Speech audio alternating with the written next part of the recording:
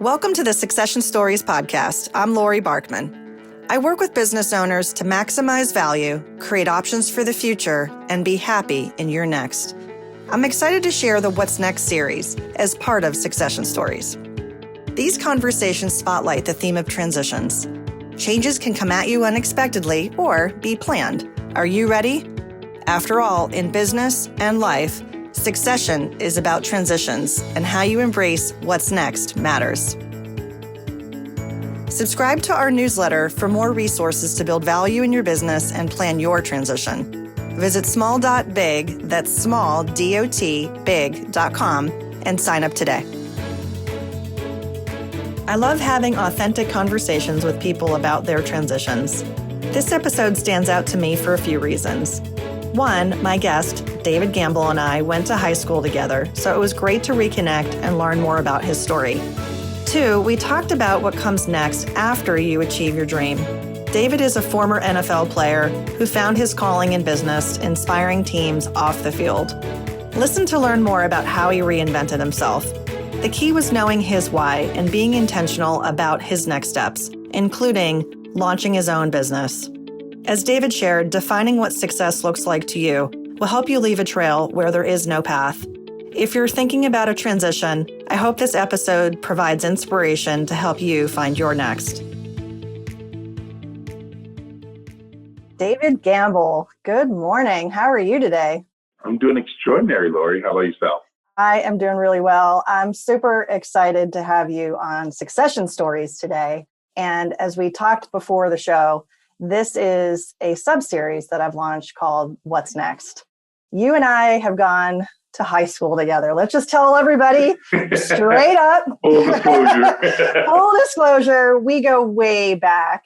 And we hadn't seen each other in a lot of years. And what I found so wonderful and so amazing about going to our high school reunion, as Gen Xers, let's talk about it, right? As Gen Xers, we had our 30th high school reunion about a year ago. And you and I hadn't seen each other since graduation pretty much. And there was no social media, right? We didn't know where each other went in life. And there was a group of us who moved away from home and kind of lost touch. And I think you and I were part of that mix. And the funny thing is you were in the NFL on a wonderful team in Denver, which I'm of course going to ask you about. And at that time, I was going to Denver quite a bit. My husband's family lived in the Denver area for like 25 years. I didn't even know you were playing for this amazing team and having this amazing experience. And so anyway, flash forward, we caught up at reunion, and I learned not only about your incredible athletic career, which I want to learn more about, but also your career in corporate America. And I was so proud to see recently that you launched a new venture. So I want to talk about all of those things. And it's in the context of the What's Next series, because there's a lot of people out there who are dealing with change, whether it's change at work, whether it's change with their business. And I work with people on change, transitions in their company. And I thought it would just be so wonderful to have you here today. So welcome. And please start by just telling the audience, because they don't know you like I do, what's your story? Where did you grow up? And tell us about your family. Well, yes, it's a fun story, I like to believe. The journey has just been awesome, but it does start from being born and raised in Albany, New York. It's kind of cool. You kind of talk about we're Gen X and kind of, how our upbringing was. But I graduated at Colony Central High School in Albany, New York. And I'm the youngest of three boys. My two older brothers are my best friends. My mom still lives in the house that I grew up in. And what's really interesting as you talk about how we reconnected and how we have all these social media outlets to keep in contact with folks, to follow folks, we didn't have that growing up. But the one thing that has been constant in my life and kind of I call it the foundational, is the house that I grew up in. My mom still lives there, and we still have the same phone number. Like, there's only been one phone number in that house. If anybody ever just wanted to figure out how to get in contact with me, they can always call my mom's house, and she'll pick up and she'll forward my most recent cell phone number. So it's really cool that, I could always go back home. My oldest brother still lives in the Albany area. Matter of fact, my middle brother is moving back to the Capital District in the next few months. So I do have roots, strong roots in the Albany area. I go back frequently. I bring my children there to, see mom and see uncles and nephews and nieces and really have them experience, how I was raised and where I was growing up. And, I bring them to the big park that I grew up in and they've gone to my high school and things of that nature. So I really feel like I had a great upbringing. There's nothing like growing up in New York. I mean, it's just from the cultural standpoint, from the real foundation of work ethic and family values. I just had a great upbringing. And it panned out as after I graduated from high school, I, got a full scholarship. As you mentioned, I was a 3-sport athlete in high school. And I was blessed to go on and get a full scholarship to play at the University of New Hampshire, where I did star for 4 years and become a academic and athletic All-American there, and I had the privilege and honor to pursue my goal. And I think this is where the whole beginning of reinventing yourself. Before you reinvent yourself, you have to know who you are. Yeah, and you were an amazing athlete in high school, and I'm not surprised to hear about the success you had in college and after. Did you have any doubts that you'd make it to the NFL? Did you just have that as a goal all the way through high school and just growing up? When did you decide that you were going to go for it? You know what? I talk about this a lot, Laurie, because there's a difference between a goal and a dream. So I had a dream. Like my dream was just to play one down in the NFL. That was it. That was, from the first time I've ever carried the ball in youth contact football to high school when next thing you know, I might be on the paper of the Times-Union, and then getting, a lot of serious accolades in college. It never changed. Like it was, I wanted to prove to myself it was that dream to play in the NFL. So the same desire that I had at 7, I had at 17. The same desire, once I was able to get a little bit closer and I saw, the reality of it, it really didn't change. My motivation didn't change. I was inspired by the same thing. I would talk to the same circle of friends. And so that never changed, even though I got closer and it actually became a reality. What was your experience on the Broncos? I know you were on some other teams, and I want to sort of focus on that because it was your last team. And there was such a great experience that you had in a very short period of time that I'd love for you to share your story about that. Yeah. So just being on a team, I call it transferable skills. So yes, I was able to play pro ball and professional football, the NFL, it is a business, right? So these teams are run like a business. You have employees, you have managers, you have CEOs, you have the C-suite, you have all these different entities that are exactly the same as corporate America. So that experience in Denver was absolutely phenomenal. It really taught me not only more about myself, but literally when I got done with football, what type of environment I wanted to work in. My coach, Mike Shanahan, who was the head coach at the time, he was just a phenomenal mastermind. He literally treated me, which I was the 53rd man on a 53-man roster, the same way he treated John Elway, who's going to be a first-time Hall of Fame, ballot. We got treated the same, and it goes, and you could see that team, that camaraderie, that respect that we had for one another, that accountability. It was just phenomenal. We played for each other. We had a set goal, and we were going to do it for each other. And when you have that type of energy, when you have that type of synergy, amazing things could happen. We were not picked, to win the Super Bowl that year. We weren't even picked to win our division that year. It was, we got in as a wild card. So it was really a great attribute to the coaching staff, to the leadership, and to the players to say, hey, you know what? We know what it takes, and we are going to go for it. And that experience, just being around those guys during that, it transformed even my philosophy after ball. And when we were going through that playoff run, it was surreal, Laurie. It was surreal. It was like we won the first playoff game. All of our games were on the road. So, our uphill battle just to get to the Super Bowl was, we're not the odds on paper. Right. And it was, we went to Kansas City and we beat Kansas City in Kansas City. And that, they're in our division and we don't like them. They don't like us. And we beat them. And I just remember calling my brother like, man, I think we got something going, man. I think we got it. So the next game is the divisional series against Pittsburgh at Pittsburgh. And they were actually favored to go to the Super Bowl that year. Which is, of course, where I live. Right. That's right. And you know the fans in Pittsburgh, right? Oh, yeah. They eat, sleep, breathe. I mean, it's serious.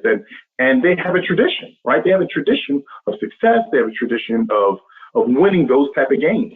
And we go into Pittsburgh and we beat Pittsburgh. And I just remember looking, and my family came down, and I remember looking at them as like, it was like one of those shrugs, like, I guess we're going, right?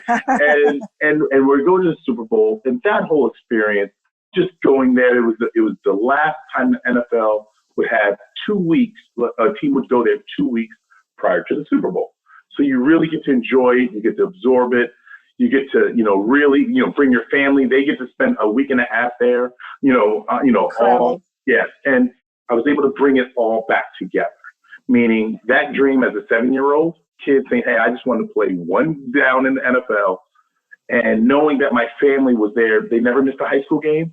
My brother never missed a college game. Wow. And to have them all there and spend the time in San Diego for the Super Bowl was surreal, right? So, this is 2020 and a lot has happened. But one of the tragic things that happened this year was the death of Kobe Bryant. And the reason why it was so fitting for me and so touching for me, because during the Super Bowl game, my mom and my brothers were sitting next to a rookie Kobe Bryant. Oh, wow. Right. So this is before he's the mom, or before he's won anything. He's literally sitting in the stands. That's how low profile Kobe Bryant was. Yeah. And he's high-fiving my brother during the game. It was that type of experience. It was just a family environment. The team was a family environment. And you know what? Lo and behold, we win the Super Bowl. It's an epic Super Bowl. They talk about it still even today. And playing along the likes of, John Elway, Ed McCaffrey. I mean, we love his son now, Christian McCaffrey, but I got a chance to play with Ed McCaffrey and Terrell Davis and a lot of these Hall of Famers, and by the way, most of them, we still keep in contact some way, somehow. That's awesome. So having that type of real true brotherhood and me able to just, like I said, I could sit there and just raise my hand and say, I was a part of it, right? And that was just something you just can't explain. You don't put a quarter in the jukebox and say, hey, when I grow up, I want to be a Super Bowl champion. It doesn't happen that way. Yeah. But fortunately for me, it was a little bit of luck and a lot of prayer, and I was able to experience it.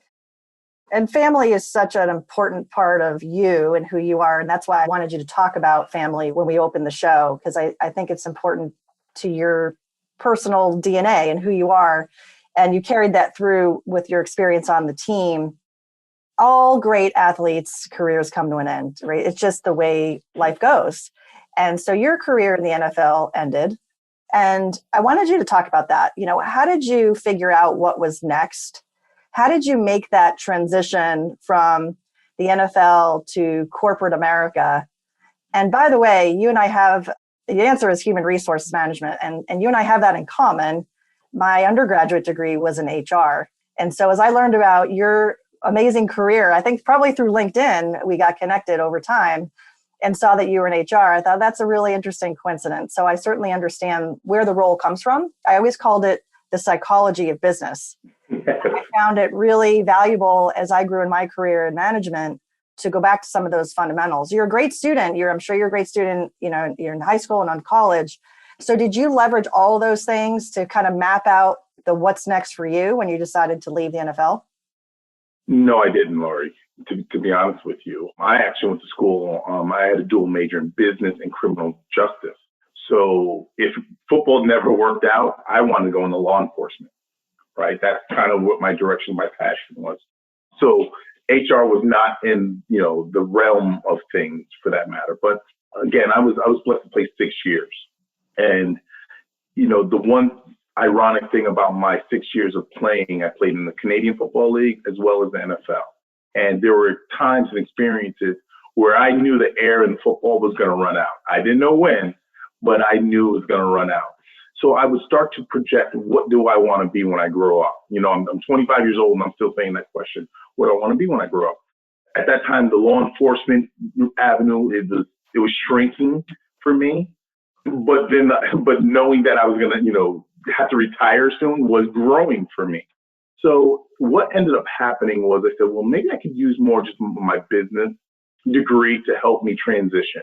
So that's kind of when I would think about after each season, like, okay, I think I was 25. I was playing in the Canadian Football League, and I made a decision that I wanted to try to go back into the NFL, right? And if I didn't make it to the NFL because there's some other leagues popping up, USFL, there was a Europe league, and the WWE had a football. All these crazy leagues were coming out, yeah. And I was like, I'm not doing any of that. I was like, if I don't make it back in the NFL, then I'm going to be a civilian, and I'm going to ride with that. And so I did. I had a contingent plan, even though I said I was going to make, the Denver Broncos was 96. I was like, if not, then I was going to pursue something around my business degree. So, God willing, I was able to extend my career and play NFL. And again, highlighted by the Super Bowl championships, Denver Broncos.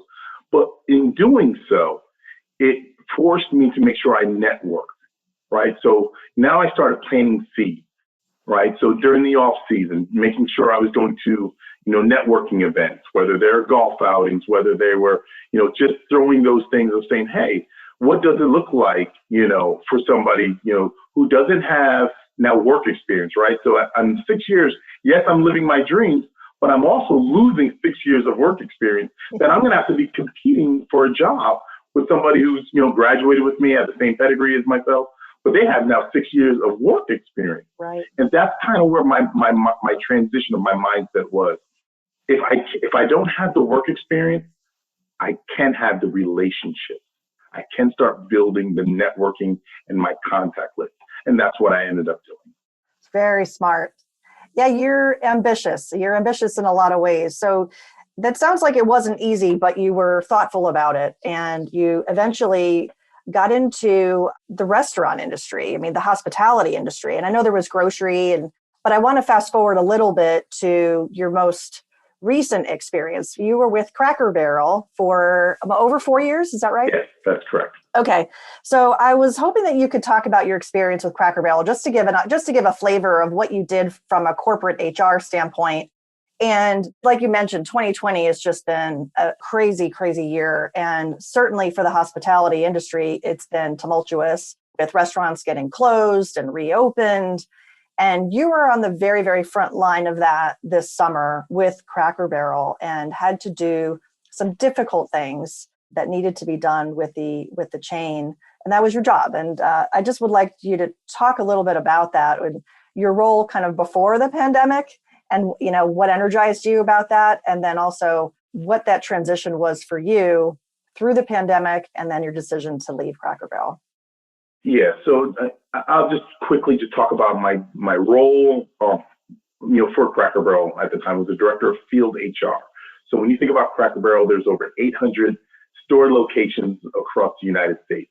Well, I was the one. I had a colleague. There was two of us who would literally have to go and support those 800 plus stores. What do I mean by that, Laurie? I would go to the store, I'd visit the store, and I would be their HR manager for that particular store. If they needed staffing, I would help them devise a staffing plan. If they were losing employees, I would help to create a retention plan. I would have, I'd have to do investigations if there was any sexual harassment, just all the functions of an HR, kind of in a suitcase, traveling suitcase. And I would visit these stores, and I would work with leadership, whether it was the district manager or vice president or even a store leadership team, to help drive the culture. So the things about HR, what I always, like to talk about is, HR is, in my mind, driven by two different things, either trying to be compliance driven or driving a culture. And when you have some systems in place, I could not worry about the compliance piece, and I would go to a store and really talk about the culture. And when you talk about the culture, it's the human and human resources. It's talking about people development. It's all talking about people placement. It's talking about people engagement, and how can those three aspects deliver a great experience for our customers. And that's what I would be doing for the last 3 years. It was awesome. I was able to go to different regions of the United States and not only taste the food outside of Cracker Barrel, but really understand what makes them be complete. Because in essence, and what I love about my job and about the field that we work in is how can you make somebody feel complete about who they are and what they do, right? How can I bring all of myself? We talked about my family earlier.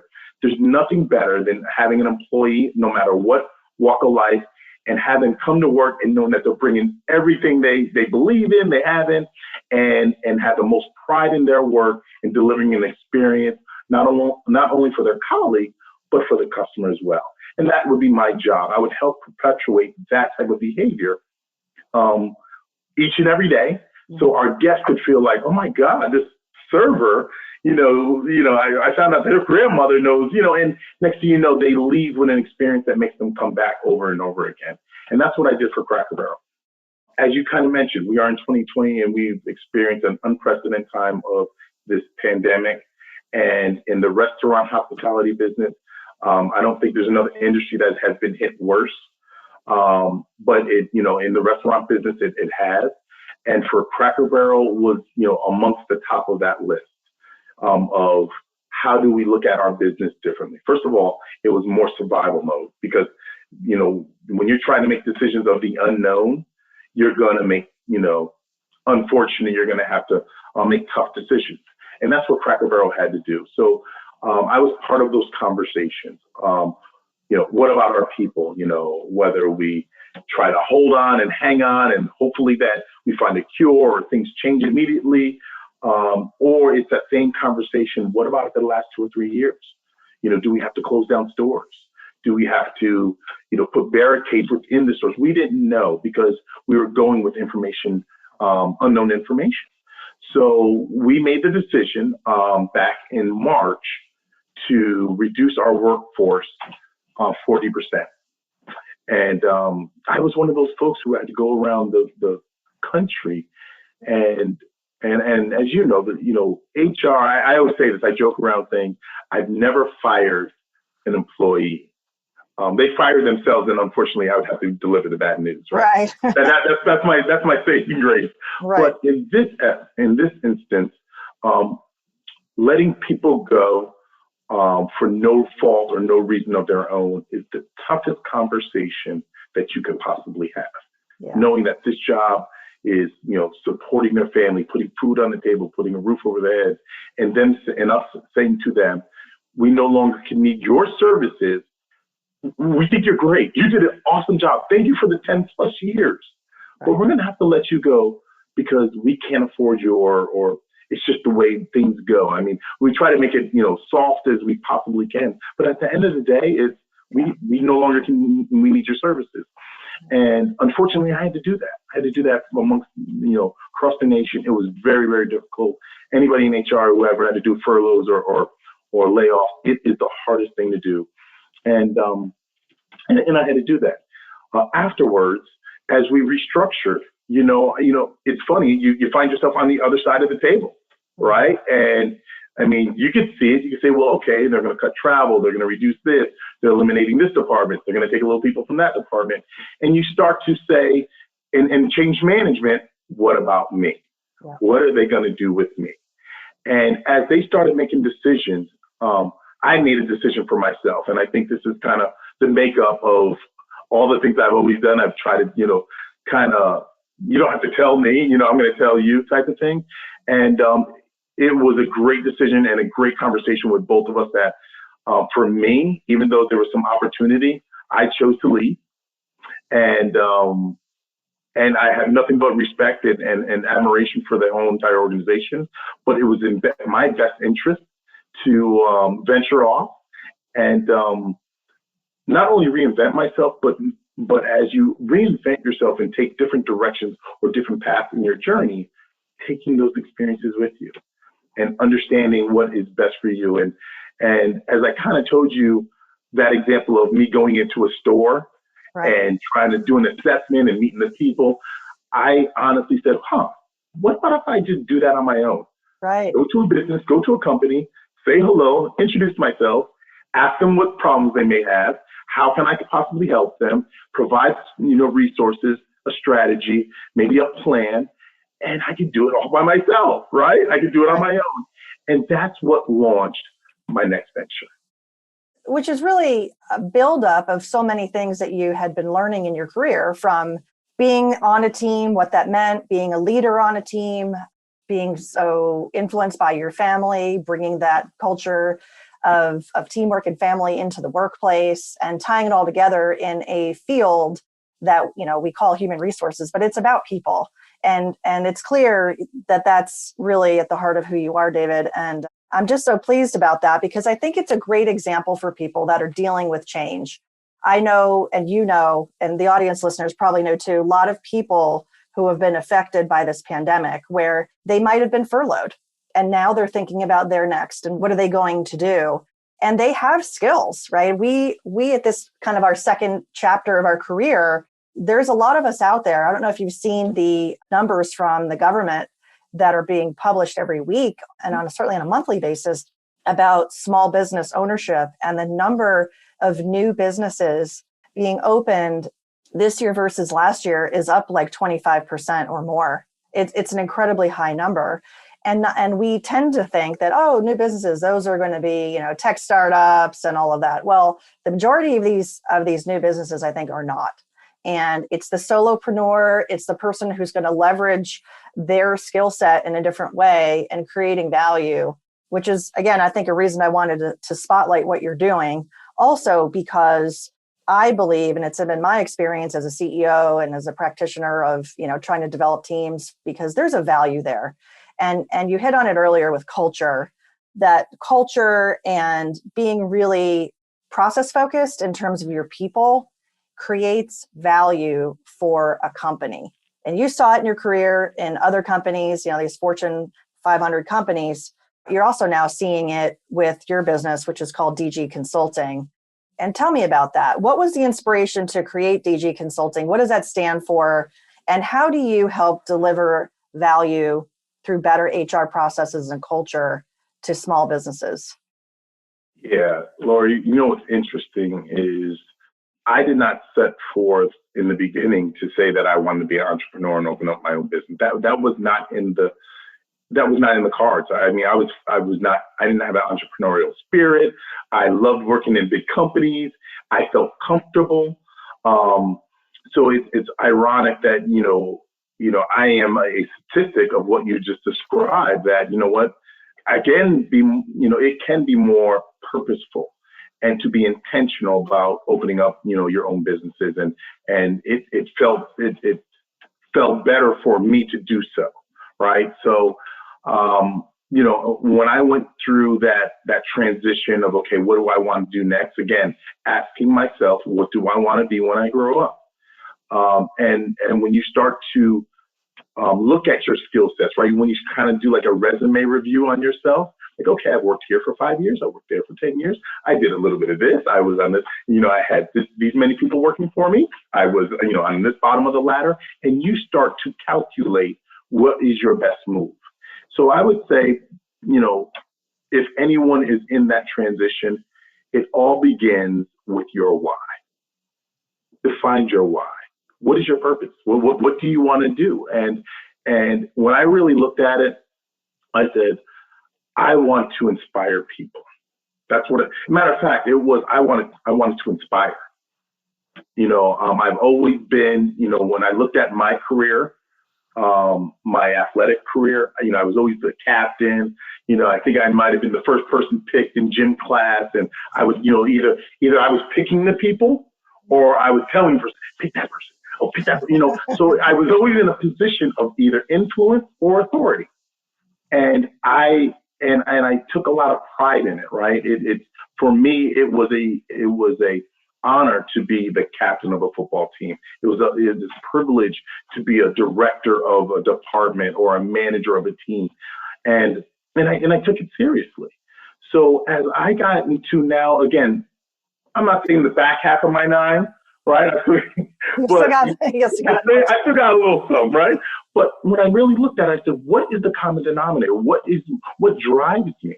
And what drives me is to inspire, whether it's people, processes, or things. And that is the foundation of my next decision, as well as the fabric of my company. It's we want to inspire people, whether that's a leader to do the right thing or to change a policy or to now think about their people first, to help them, create processes, whether it's from a compliance perspective or from a culture perspective. We wanted to inspire greatness. I want, there's nothing better. And again, and I go back to the Bronco days. I had a phenomenal high school and college career, right? I mean, I had some great accolades, but there's nothing like being a part of a team that everybody has the same accolades that you had, and even more, right? Like competition, it was what we call friendly competition. You want to be around the best. You want to. They make you better, right? You make you better. There's no different when you're you're working in an office, or you're working in an executive team, or you're working in a company, that you're getting in people with talent, diversity, like diversity of thought, diversity of presence. And next thing you know, you're like, oh my God, I'm going to work and I'm enthusiastic. I'm inspired. Like I need to say, I need to be on my A game, right? So I wanted to create that. I wanted to help people get to their A game, get on that, what I say, get a championship mindset. And I wanted to, and that inspired me to create my own business, which is called DG Coaching and Consulting. So part of the coaching is, for you as a business owner or a company to allow a consultant agency or firm to come into your organization, we ain't going to tell you what to do. We're going to help coach you. And just like in sports, you don't see the coach, he didn't play one down. He's not throwing a touchdown last night. The coach doesn't do that. The players do. Right. If you allow, as a business owner, we want to come into your organization and coach you on things that either it's best practices, whether it's foundational infrastructures, or if it's enhancing to take your organization to the next level. That's where the coaching came from. And the consulting piece is, again, we leave with recommendations, we leave with plans, we leave with processes to better help you as a leader to discover greatness.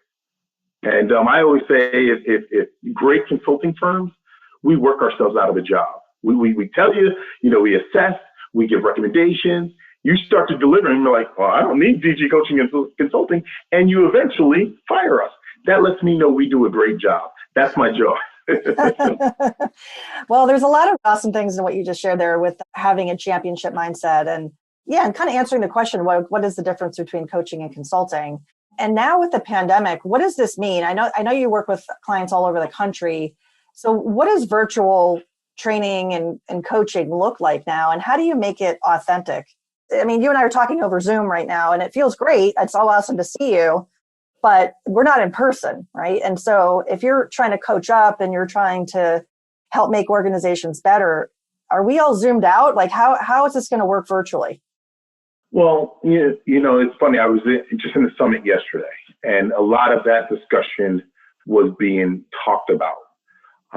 And again, maybe that's the next, Amazon. Maybe that's the next Facebook. Maybe that's the next whoever develops that where you could, again, bring the human back into human resources or the culture back into technology. So it is an opportunity for everybody to take advantage of, yes, we are working remotely and we're protecting ourselves and our families. However, there is a lost art. There's something lost of getting 5 executives in a room talking about, a problem or forecasting a plan. You're missing some element. You're missing some of that energy and that vibe and that, for those that like to work with others, you're missing that element. So for us, we challenge with making sure we hit, I call 3 different points of contact. And it's not only verbally, but how are you doing it verbally? Is it, through text? Is it through written communication? And is it through, phone or Zoom communication? And you don't have to do it, but you have to do it well. You really have to do it well. You have to know when you're zoomed out, right? And you need to revert back to, Now it becomes an email, or now it just becomes a phone call because you know what? I want to talk to you, but I don't want to see you, right? Because you Right. know what? My dog's barking in the background and my kids, so I need to continue it. But you know what? What's best suited for you? And or for the party. So it becomes really, again, still building relationships and building working relationships that best fit, the parties. So for us, we have opened up some travel and meeting some of the clients, and now it becomes, let's do that strategically, right? So maybe now we only meet once a quarter, maybe once a month, just to get that human touch. And maybe I need to go visit the office, as you're telling me, it's dead, Dave, or people are not as liable. I'm going to have to visit that and see that and smell that, for me to get my own impression. So yes, it has to be a strategic type of visit. It's not every day. We're not talking every day. However, I think creating a communication plan with that client helps them and helps me either discover or uncover opportunities, but at least just fits the needs of those clients. And I think everybody's gonna have to do that. You're gonna have to be creative. You can't do the same things expecting, different results. You're gonna have to do things differently. Right. I had an experience recently with a client where they wanted to do strategic planning, which is normally so effective in person. But I offered to do it remote. I said, why not give it a try? They said, no, we haven't seen each other for months. This is a reason. This was a compelling reason to be face to face. And this was a really small team, but they were a little bit zoomed out, and we did a social distance strategic planning session, and it was awesome, to have a lunch break. We went outside, and there were moments of that, just feeling really connected on what we were doing together for them, and, kind of putting together this three-year view of their business. A, they'd never done it before. And B, the timing just felt right for them because they needed to come back together. They needed that, like, as you said, this kind of different point of communication. And because the topic was so, it was strategy, right? It was important to really be connecting. And so I think we'll see some of that too, where, it's almost like perhaps a special event that brings teams together, but it is smart to have an overall approach. And it's also, I think, a good thing for leaders to be checking in with their people. Like, how are you doing? And there's just so much happened in 2020. This is a year we're already ready to get rid of, and move on to 2021. We could go on and on about all the things that have kind of not worked well in 2020. And I don't want to necessarily do that. My point is that I think as individuals and being authentic leaders, we do need a way to really check in with people and say, how are you? Yeah, you're absolutely right. I think that it's almost a lost art because we never had to do that, right? So it's now coaching those leaders, saying, okay, before we want to get into business first, check in on them personally, right? See how homeschooling is. Yeah. You if you want to bring all of them to work, we'll check on all of their important responsibilities. And I think, it comes easy to, I think, folks who put people before things, right? But a lot of corporations put things before people because, we need the product, we need the, on and on, all the things that need to come first. But when you really put people first and you lead people and you manage processes, then getting to know your people and understanding that they're in a good place to deliver absolutely everything that their job requirements ask them for, that's when you're going to get the most out of people. And then sometimes right now, those leaders who have made it because they were the drivers, they were the micromanagers, they're going to struggle getting the most out of their people. And, folks like you, myself, that are out there just saying, hey, you're still great at what you do, but let's check in your people first. Yeah, for sure. Make sure they're okay. Yeah. So let's just wind down here with some quick hit questions. The first one for you is, if you could go back in time and give yourself advice at any point in your career, what would you say? Oh, I would say go for it. Just go for it. And, I always say this, trust your dopeness. Trust your dopeness. Trust your dope. You're dope. You're good. You're great. And don't allow your fears to not allow you to live your dreams. I like that. If you could share, do you have any strange daily habits? I'm an early bird, so I get up around 4:35 every morning. And I have a dog, so we walk my dog. I have a Rottweiler. And, everybody has the fear and things about a Rottweiler. And he's a puppy, right? He's a softie. But if you look at him, he looks scary. So I like to walk him without a leash. So for me to walk him without a leash, I have to walk him kind of in the middle of the night so I don't hear neighbors complain. And the only weird thing so we do our routine. We walk about 4 to 5 miles every morning. Oh, wow. Yeah, we get it in. And we get done. He's tired. I'm tired. And I think the only thing that's just truly weird is when I get dressed after, I work out and do my routine, is I coordinate my my wardrobe with my socks. I'm a sock guy. My sock game is on point, Laurie. I will go anywhere to buy socks. Nice funky socks. They create my mood. They create my dress. So if you ever see me in person, you check my sock game. It is on. Okay. Oh, wow. That's awesome. Do you have any favorite sayings or mantras, whether it's about entrepreneurship or anything else? Yes, it's by one of my favorite motivational speakers, Les Brown. And I was able to read this book. I think it was his first book back in 1994. And it goes, don't go where the path may lead, but go where there is no path and leave a trail. And, when you talk about success, for me, another piece of not only knowing what your why is, but you also need to personally define what success looks like for you. Because success for you may not be for me. Somebody may be driven by money, fame, notoriety, whatever the case may be. And for me, when I define success as leaving a legacy, there's nothing I'm more proud of than being in the Hall of Fame of our high school, being in the Hall of Fame of my college.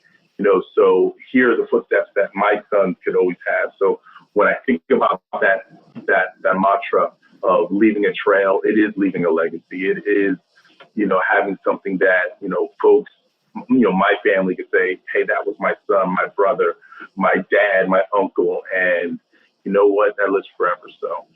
Yeah, it does live forever. That's a great quote. I'm sure there's going to be people that want to connect with you. What's the best way for folks to find you online, David? You can reach me on my website. Here's my company website first, and then I'll give you my email address. It's www.dgcoaching, and is one word, consulting.com, or you can reach me at dgamble@dgcoaching.com. And I'll put that in the show link so people have it too. David, thank you so much. I feel like we had our own reunion here. I know. And thanks for not sharing any stories about me from high school. Oh, okay. You're welcome. Actually, for the listeners, because I am trying to be more authentic. This is a video. For those of you that normally listen on audio, this video will be on the YouTube channel for Succession Stories. So yeah, somebody that knew me way back when, what might be one thing that you would want to share with the audience about me that they might be surprised to know? Laurie, well, you were so, I just remember we had the senior hall, right? We had the senior type of cafeteria that only the seniors could go into. If you didn't have a class, you could go there. And, this is the one thing I've always admired about you. I think I told you about this in our reunion. You always uphold yourself. Like, we would sit there and I'd be around, we had the same group of friends, kind of, Jeff Chiliani's of the world. And you'd always be studying. You always had books. Like, you always challenge yourself. And you just role modeled the behavior. And I think I told you, it was like, you demanded a respect because of what you did. You, what I always said, role model the behavior. And to me, people who are successful, people who are doing the right thing, it's because they're doing the right things, right? They created a habit of behaviors. And, I can't tell you I always had a book in my hand, but I always just reminisce and I remember those times. And again, we'd be sitting in these tables and it would be a time that I would always see like, why can't I be like her, right? And not only were you were studious, but you're fun. You knew how to have the balance of, you talk about authenticity. You were authentic then, you're authentic now. And again, it begins with your behaviors, begins with who you are, begins with your why. And I bet you it also has to deal with your definition of success. And there's no secret. There's no secret. You just, the way you carried yourself, it was very respectful. It was just awesome. Like, you know what I mean? It was like, oh, I'm friends with Laurie. Thank you. Thank you so much. That was awesome. Yeah. Well, it's so great to have you on the show today, David, and have this conversation. And I look forward to staying in touch. Likewise. Thank you so much for having me. Innovation, transition, growth. Easy to say, but hard to do. If you're an entrepreneur facing these challenges, I get it. I work with businesses from small to big to achieve your vision. Visit smalldotbig.com to learn more. I'd love to connect with you. Subscribe to Succession Stories, and if you enjoy the show, please share a rating and review. Thanks for listening.